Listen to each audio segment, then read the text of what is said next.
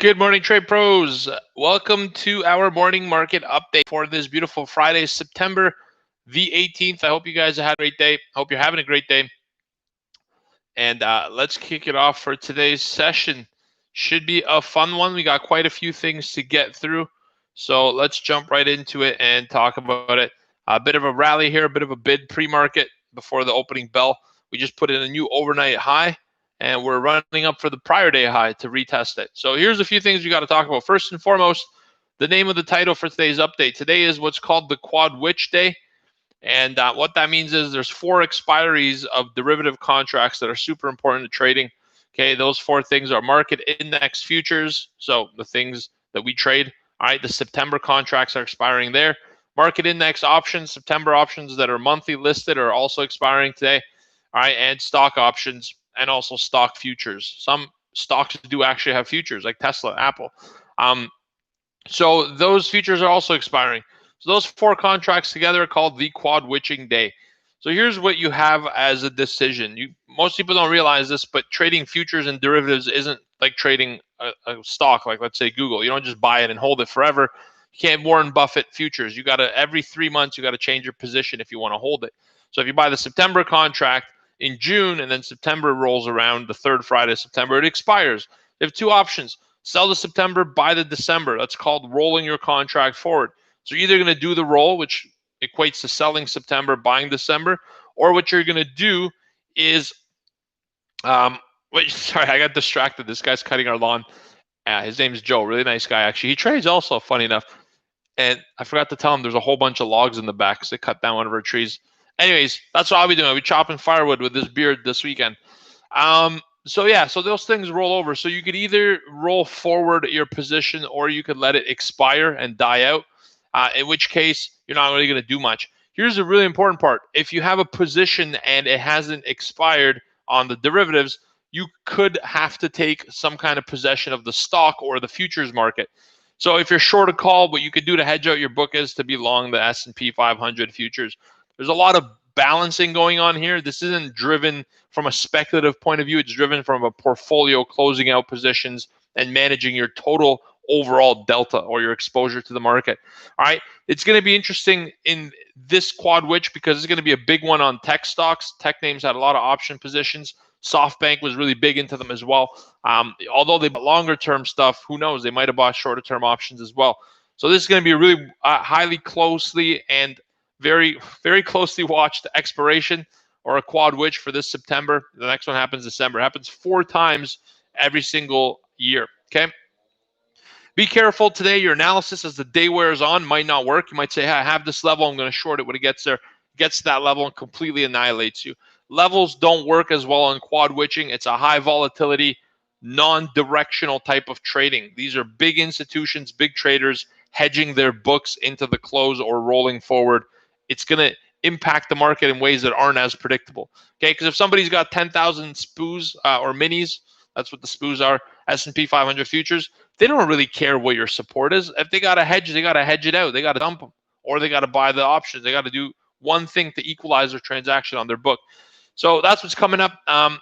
Best approach is to trade the first 2 hours like we do, 9 to 11, and then call it a weekend. A lot of contracts in Europe have already expired for this quad witch. FTSE, Euro, Stocks 30, DAX, all of them have kind of expired at this point. Okay, but there's more in the closing bell for the option side of the market. So watch out and be careful. Another news today, Fed. Oh, by the way, we're going to look at these levels from the options market. It's really interesting. The options market and the amount of volatility going through could actually dictate really key support levels for the day. And there's 2 levels that this options market's telling us that the quad witch will keep us between. So you can use it as a target or as a level of entry for a market reversal. We'll look at that in the trading room after this YouTube update's over. Other news, the Fed mulls extensions of bank dividend curbs. You guys will remember the Federal Reserve has capped how much money can be paid by banks as a dividend. Most of them don't have any dividend at all, no dividends to be paid from the banking sector during the coronavirus pandemic. They didn't want to increase the cash flow going out, so it could be used for employment purposes, etc., to keep it safe. So the Fed is considering extending that. They'll let us know by the end of the month till the end of the year Plus, they're going to release their stress test results for 33 lenders. This time, instead of combining it aggregately, you're going to see every single bank, the big banks, and what their capitalizations are, their ratios, the requirements, and what their stress test is. All right, if rates popped right now, or if the economy slumped, there's different factors they stress test for. How would the bank do? You're going to see that. It'll be made public by the Fed. Very exciting stuff for me. All right. But the the financial sector today could see a little bit of hardship just on the back of that. All right. That they can't pay out the dividends as much. A lot of investors hold bank stocks for dividends. They're not ones you usually day trade. All right. They're more long-term hold, buy and hold, earn the yield on a yearly basis. All right. In other news, and the last news item of the day, lawmakers plan to introduce a bill today that would extend the budget ceiling. Think about it this way. This is going to really anger you. Imagine having a credit card, and every time you get close to the ceiling of the credit card, $20,000, you call American Express. You're like, hey, I'm almost at the ceiling. Let's agree to raise it. All right, let's give you $50,000. Thank you. Then you call back next year. Hey, $50,000. I'm close. I'm 49,800. Can we extend it to $100,000? Thank you. And then that's been going on for decades. All right, that's how the budget ceiling works. I need more money. I'm out of it because I keep running a deficit, spending more than I make. Yeah, sure. Let's just raise this artificial ceiling. Don't worry, the Fed could print the money we need when we need to sell treasuries to fundraise. That's the market that we're in. Like it or not, you got to be in it because you're in it. That's what's happening today. They're talking about an extension to the end of December. And if that passes, then there's going to be no government shutdown. You guys remember, I think in 2018, there was a government shutdown for 30 some odd days. All right, looks like it's going to be avoided. Markets in Asia slightly up. Markets in Europe more or less flat to slightly negative. And S&P 500 now climbing above its prior day close, almost up to yesterday's highs, which are still well off from the highs of the pre-Fed announcement. So very interesting day setting up here. Crude oil is up about 1%. Gold is up 0.6%, and Bitcoin's up 1.6.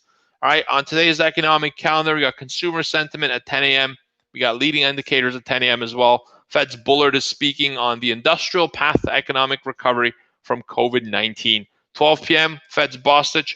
1 p.m., the oil rig count. So that's your calendar. Not too much, but watch top of the hour at 10 a.m. You could see some volatility.